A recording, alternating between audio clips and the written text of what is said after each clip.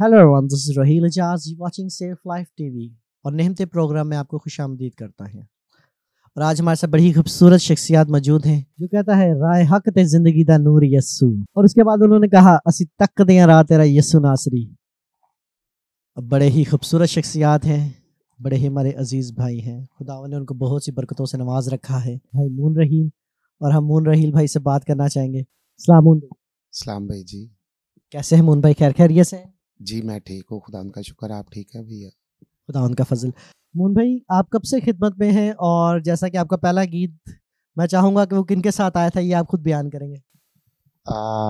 सबसे पहले तो मेरा पहला गीत था पास्टर जमील बूटा के साथ, और सिस्टर थी अनीला इसाक, और गीत का टाइटल था राहे हक ते जिंदगी दा नूर यसू, माफ़ करदा गुनाह ते कसूर यसू। बेशक हम उसके खून खरीदे लोग हैं, और वो हमारे गुनाहों को माफ़ करता है, क्योंकि माफ़ करने की कुदरत उसी के पास है।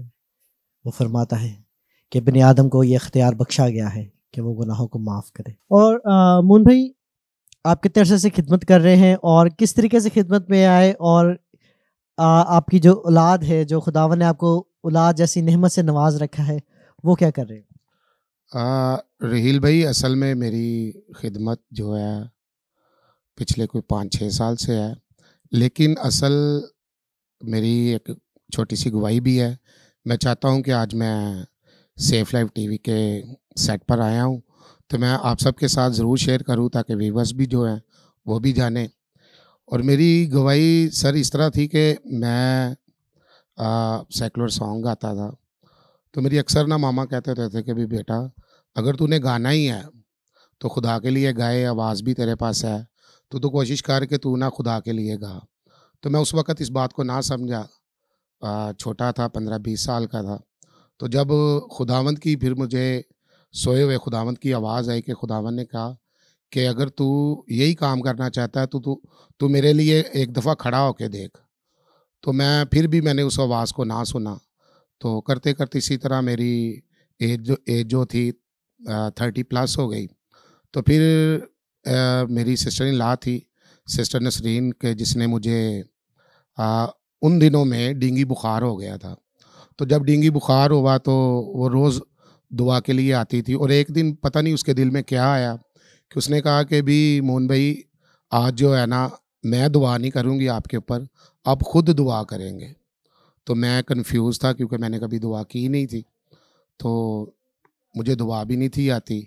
लेकिन मैंने कोशिश की कि मैंने 3-4 लफ्ज़ थे जो कि मैंने खुदा से मांगे, और खुदा ने मुझे उसी टाइम जो था मुआफ़ कर दिया।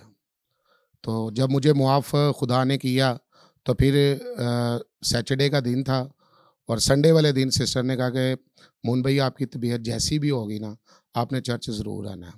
तो उन्होंने मुझे क्वायर में खड़ा कर दिया।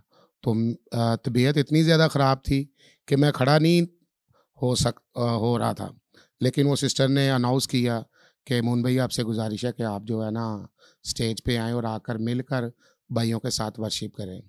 तो बस ये थी मेरी गवाही। तो मैं जितने भी व्यूवर्स मुझे देख रहे हैं, मैं सभी को ये बात बताना चाहता हूँ कि अगर खुदावंद की आपको कॉल है तो आप उस कॉल को ज़रूर सुनें।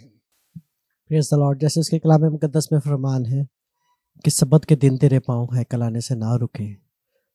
तो आज मैं कहना चाहूँगा कि जो बहन भाइयों के पाँव रुकते हैं वो बंदिश में ना आए। वो कहता है कि मैं तेरे दर पर खटखटाता हूँ, ताकि जो कोई दरवाज़ा खोलेगा मैं उसके पास आऊँगा और उसके साथ खाना खाऊंगा। तो अपने दिलों के दरवाजे हमें खोलने चाहिए। और जैसे आपने मोहन भाई अपने दिल के दरवाजे को खोला और यीशु को वेलकम किया, तो मैं कहना चाहूँगा कि आप भी अपने दिलों के दरवाज़ों को खोलें और यीशु को वेलकम करें, क्योंकि जब वो आपके दिल में आ जाता है तो डर और खौफ ख़त्म हो जाता है।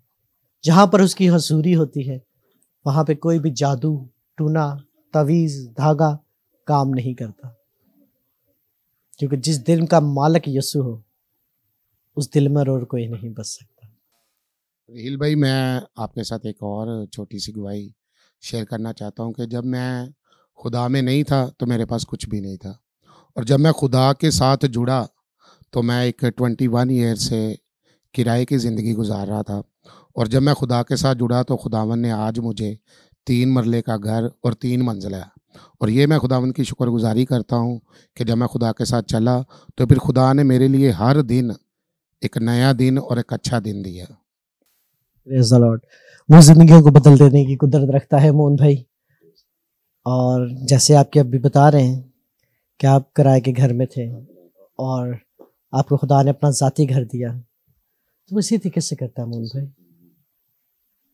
अब्राहम अपने घर से खाली हाथ निकला था, किसकी आवाज़ पर? यहोवा की आवाज़ पर। हम नहीं जानते कि उस टाइम उसने कितनी प्रॉब्लम्स, कितनी मुसीबतें फेस की हो, मैं नहीं जानता, लेकिन मैं इतना जानता हूं कि जब वो उसकी आवाज़ पर निकला तो खुदा ने उसको सरफराज किया, और ऐसा सरफराज किया कि फिर बादशाह भी उसके आगे कुछ ना रहे। उसको इतने रेवड़, इतनी बैल बकरियां, गायें, ऊंट, सब कुछ नवाजा कि जिस मुल्क में वो रहता था वो मुल्क छोटा पड़ गया।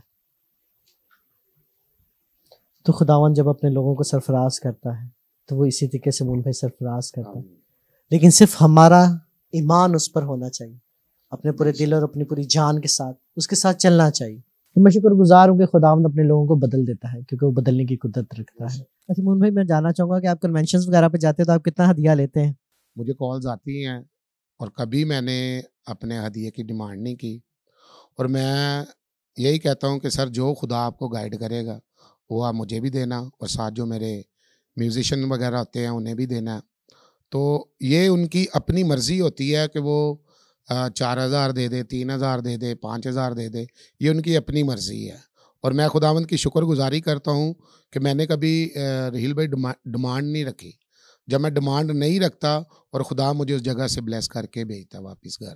रहील भाई कलाम में बड़ी खूबसूरत आयत लिखी है कि तुम्हें मुफ्त दिया गया और तुम भी मुफ्त ही आगे बांटो। तो मैं तो बस यही सभी को कहना चाहता हूँ कि अपनी डिमांड कोई ना रखे, तो जो खुदा उन पासबानों को हदायत करेगा वो आपको खुद ब खुद ही दे देंगे। और आप पास्टरों के ऊपर मत जाइए, आप अपने खुदा पर ईमान रखिए, और मेरा ईमान है कि आपको कुछ ना कुछ वहाँ से ज़रूर मिलेगा। जैसे कि बड़ी खूबसूरत बात की मोहन भाई ने कि कलाम में जैसा लिखा है कि तुम्हें मुफ्त दिया गया और तुम भी आगे मुफ्त दो। तो ये अच्छी बात है मोहन भाई कि आपने ये बात शेयर की। और मैं कहना चाहूँगा उन खादिमीन से, उन लोगों से कि जो ये इस चीज़ को सोचते हैं या इस चीज़ को समझते हैं, तो उन्हें चाहिए कि वो सबसे पहले अपनी कलीसिया, अपनी क्वायर, ठीक है, अपनी क्वायर को मौका दें, अपनी क्वायर को बढ़ाएं, अपनी कलीसिया से चंदा लें, खुद पॉकेट से डालें और अपनी क्वायर के गीत करवाएं, ताकि आपकी क्वायर इस काबिल हो कि वो वर्शिप कर सके, और फिर आपको ज़रूरत नहीं है आप किसी वर्शिपर को बुलाएंगे। फिर आपकी क्वायर में वो बात होगी, वो क्वालिटी होगी कि वो कर सके। और वर्शिपर के लिए मैं कहना चाहूँगा कि जैसे बड़ी खूबसूरत बात की मोहन भाई ने, तो यकीनन हमें मुफ्त दिया गया तो हमें मुफ्त देना चाहिए। सरफराज करना, इज्जत देना, ये सब कुछ खुदावंद के अख्तियार में है।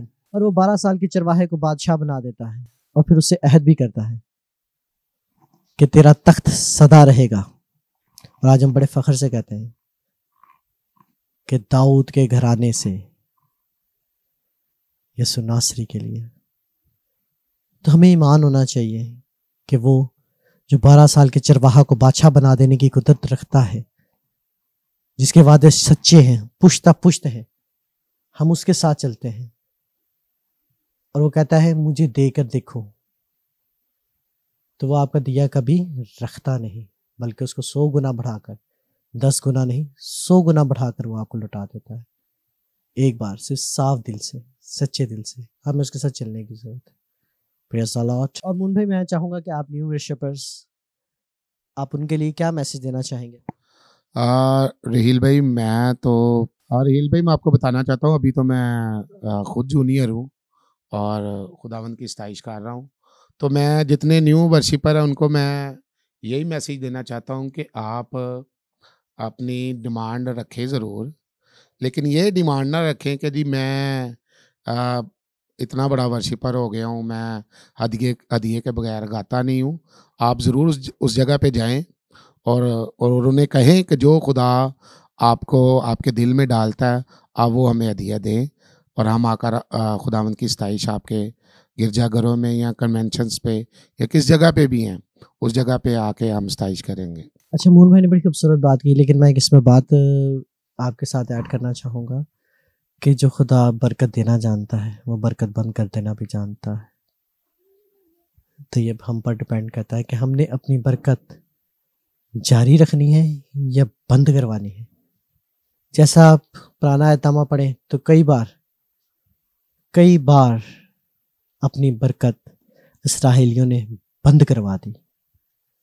कई बार काल पड़ा, जिनका खुदा जिंदा खुदा, जिनका खुदा उनको बियाबान में मनसलवा दे देने वाला, जिनका खुदा पहाड़ों में से, जिनका खुदा चट्टान में से उनके लिए पानी मुहैया कर देने वाला, क्या उनके मुल्क में काल पड़ने देता? कभी सोचिएगा, कभी नहीं। क्या उन्हें फ़लस्तीनियों का गुलाम होने देता? कभी नहीं। क्यों? क्योंकि जब हम अपने खुदा के साथ दगा करते हैं तो हमारे साथ ऐसा करता है। वो माफ़ कर देने वाला है, वो गयूर खुदा है। लेकिन अफसोस कि हमें बस यही कहा जाता है कि वो माफ़ कर देने वाला है। अगर हमें थोड़ा सा पुराने अहदनामा के हिसाब से भी देख लें, क्योंकि जैसे यीशु ने फरमाया कि मैं शरीयत को ख़त्म नहीं बल्कि पूरा करने आया हूँ, तो यकीनन अब जब हिसाब होगा तो वो आसमान पर होगा। तो हमें उस हिसाब के लिए तैयार होना है, हमें उसकी निजात के लिए तैयार होना है, हमने उन लोगों में तैयार होना है जो कदूस कदूस कहने वाले हों। Praise the Lord brother. तो मुन भाई, मैंने कोई गलत बात तो नहीं की? आप क्या समझते हैं कि बनी इसराइल के ऊपर जो मुसीबतें आई, जो आफतें आई, वो क्यों आई? वो इसी वजह से आई थी रोहेल भाई के हम लोग जो है ना खुदा को कुछ तो जानना नहीं थे चाह रहे, तो जो जानना चाह रहे थे उनको भी मना किया जा रहा था कि आप खुदा के पास ना जाएं या खुदा के साथ मिलकर ना करें काम। तो इसी वजह से ही फिर अगेन बाय अगेन आफतें आती गई। तो बाकी चीज़ें आपके सामने ही हैं सारी।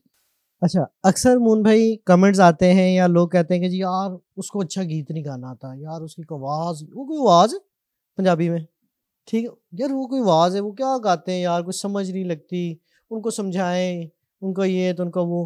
तो आप क्या कहना चाहेंगे ऐसे लोगों के लिए? और हिल भाई, बात फिर वही आ गई कि आपने एक और अच्छी बात की। असल में हमें सिर्फ ये करना चाहिए कि हम जो प्रस्तिश कर रहे हैं वो कर किसकी रहे हैं। आपका सवाल है कि हम प्रस्तिश कर रहे हैं तो किसकी कर रहे हैं, तो हम तो प्रस्तिश जिंदा खुदा की कर रहे हैं। लेकिन एक बात और भी है कि जो हमारे सीनियर्स हैं, हमारे जिस तरह के मेरे उस्ताद जी हैं, उनका कहना ये था कि बेटा जब कभी भी आपने अगर कैमरे के सामने आना तो कोशिश करें कि सीख कर सामने आए, ताकि कोई इस तरह के कोई सवाल आपके ऊपर ना करे। लेकिन बात करना जो आपकी बात है मैं उसको अब पूरा करना चाह रहा हूँ कि हमें इस तरह नहीं कहना चाहिए। आप सिर्फ इस बात को देखें वो कम गा रहा है या ज़्यादा गा रहा है, लेकिन गा वो खुदा के लिए रहा है। तो हमें क्या करना चाहिए कि हमें उसे ज़रा ना पुशअप करें, ताकि वो इसी पुशअप को लेके वो आगे चलता जाए। मैं एक आपसे बात शेयर करना चाहूँगा कि बाइबल मुकद्दस में लिखा है कि वो रूह और सच्चाई से परस्तिश करने वालों को ढूंढता है। कहीं ये पे नहीं लिखा हुआ कि वो सुरीलों को ढूंढता है। तो हमें ये देखना है कि हम कितनी रूह और सच्चाई से परस्तिश करते हैं, हम कैसे परस्तिश करते हैं, हमारे हालात क्या है। और जैसा भी आपने कहा कि मैं किराए के घर पे रहता था और इन कंडीशंस में था, लेकिन आपने रूह और सच्चाई के साथ जब उसके साथ जले, तो जब आप उसके साथ चले तो फिर उसने आपको सरफराज किया। हाँ हिल भाई, सारी बातें आपसे पहले मेरी हो चुकी हैं। तो यही बात है कि जब आप खुदावंद की रूह और सच्चाई से प्रस्तिश करेंगे, तो मेरा तो यही कहना है, ईमान भी है, कि जब आप खुदा के साथ चलते हैं तो फिर खुदा आपके लिए हर एक दिन एक नया दिन देता है आपको। और ये मत सोचे कि मुझे क्या मिलना है, ये खुदा आपके लिए बेहतर प्लान जानता है कि उसने आपको क्या देना है। जिस तरह कि मैंने पहले बताया कि मैं एक किराए की ज़िंदगी गुजार रहा था, जब मैं खुदा में आया तो फिर हर दिन मेरा जो है ना चेंज चेंज बाय चेंज होता गया। और उसी किराए को खुदावन ने मुझे गिफ्ट किया कि अब तूने किराए पे नहीं, अब तूने एक जिस तरह के अपने घर की ज़िंदगी को गुजारना है। तो मैं खुदावंद की इस बात पे शुक्रगुजारी करता हूँ। अभी मोहन भाई आपके साथ बात करते करते मुझे एक बात याद आई, और मैं चाहूँगा कि इंटरव्यू काफ़ी लंबा हो चुका है, तो मैं चाहता कि इसको वाइंड अप करें, लेकिन वो मैं बात आपके साथ शेयर करना चाहूँगा कि खुदावंद यीशु मसीह के जो रसूल थे, उन रसूलों ने जब उनको पकड़वाया गया तो कईयों ने इनकार किया, कई भाग गए। पतरस ने इनकार किया, जो कहता था कि मैं तेरे साथ जाऊंगा। फिर खुदावंद ने जब मुर्दों में से जी उठे तो उनको बुलाया और उनको बरकत दी, और वही पतरस जिसने इनकार किया था, जो भाग गया था, जो मुनकर हो गया था, वही पतरस जब अपने घर से निकलता तो लोग अपने बीमारों को गली के कोनों पर लटा देते ताकि पतरस का साया पड़े और वो सेहतयाब हो जाए। तो ये ईमान है। आज जो लोग बेचारे हल्की फुल्की करके परस्तिश कर रहे हैं, नहीं गला अच्छा, कुछ नहीं है, कोई प्रॉब्लम, आप करें। यकीनन वो खुदा जो सरफराज करने वाला है, जैसा उसके कलाम में लिखा है, इज्जत तेरी वदाएगा यकूब दा खुदा, तो वो आपकी इज्जत जरूर बढ़ाएगा। दावे के साथ कह सकता है कि वो इज्जत बढ़ाएगा। क्यों? क्योंकि वो अपने नाम की गैरत रखने वाला है, और जो कोई उसके नाम के साथ चलता, जो कोई उसके साथ चलता, उसको कोई ललकारे तो वो यकीनन खुदा को ललकारता है। और हिल भाई, मैं आपको एक छोटी सी बात कहना चाहता हूँ कि कुछ बच्चों को चाहिए कि ये ज़रूरी है कि उस्ताद पकड़े, उनसे सीखें, अच्छा सीखें, ताकि जब अच्छा सीखेंगे तो वो अच्छा गाएंगे भी, अच्छे काम भी करेंगे। क्योंकि हर एक काम में तरबियत का होना ज़रूरी है। चाहे वो आप वर्शिप ले लें या किसी जॉब पे चले जाएं, अगर आपका उस्ताद होगा तो वो आपको अच्छा सिखाएगा भी और अच्छा बताएगा भी। सर जी बिल्कुल, ये आपने बड़ी अच्छी बात की कि उस्ताद के बगैर तो कुछ नहीं है। आप देखें कि खुदावंद ने अपने शागिर्दों को सिखाया, ठीक है, और तभी वो जाके निकले, ठीक है, उनको इख्तियार बख्शा। तो जब तक इंसान कभी सीखेगा नहीं तो वो कैसे कर सकता है? और मैं समझता कि वो सरासर झूठ बोलता है जो कहता है जी मेरा उस्ताद कोई नहीं। गॉड गिफ्टेड होना, ऐसा नहीं है, काफी लोग ये वर्ड यूज करते हैं। ऐसा नहीं है।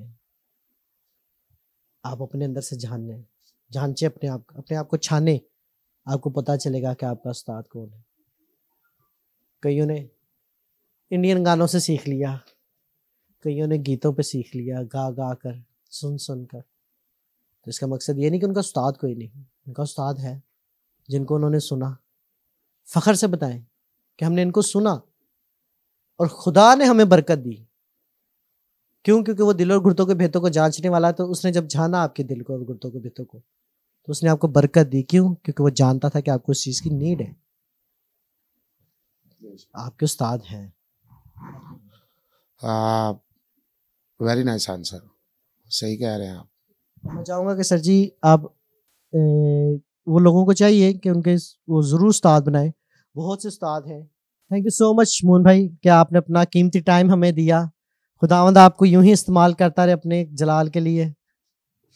अरे हिल भाई, थैंक यू सो मच आपका भी कि आपने अपना बड़ा कीमती टाइम हमें आज अपने सेफ लाइफ टीवी पे दिया। तो मैं दिल से दुआ देता हूँ आपको और आपकी फैमिली को कि खुदावंद आप सबको अपने नाम के लिए, अपने काम के लिए और अपने जलाल के लिए कसरत के साथ इस्तेमाल करें। God bless you. God bless you all. Thank you.